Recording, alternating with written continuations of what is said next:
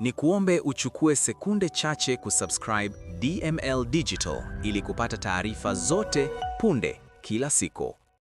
Maziko ya kijana Moshi yavurugika baada ya bodaboda kumvamia kiongozi wa dini. Ibada ya mazishi ya kijana wa miaka 18, Michael Rambau, aliyedaiwa kujinyonga akiwa mahabusu ya polisi Moshi mkoani Kilimanjaro, imevurugika jana baada ya mamia ya vijana wakiwemo madereva wa bodaboda kumvamia kiongozi wa dini aliyekuwa akiongoza ibada hiyo.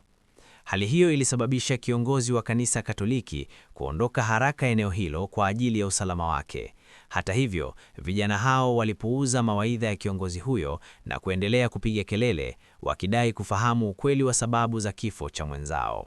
Kwa sasa, eneo la mazishi limebaki kwenye hali ya taharuki, huku vijana wa bodaboda wakizunguka jeneza lenye mwili wa kijana huyo na mamia ya waombolezaji wakiwa wamekaa makundi kusubiri hatma ya mazishi hayo.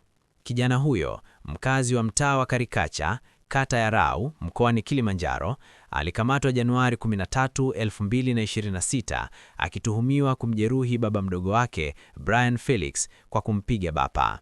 Kamanda wa polisi mkoa wa Kilimanjaro, Simon Maigwa, alisema kwamba Rambau pia alihusishwa na tukio la kumchoma baba yake mzazi kwa kitu chenye ncha kali Novemba 22, 2025 kabla ya kutoroka hadi kukamatwa. Hali hiyo ya vurugu kwenye mazishi inasisitiza hali tete ya hisia miongoni mwa waombolezaji na jamii ya vijana wa bodaboda katika eneo hilo. Ni kuombe uchukue sekunde chache kusubscribe DML Digital ili kupata taarifa zote punde kila siku.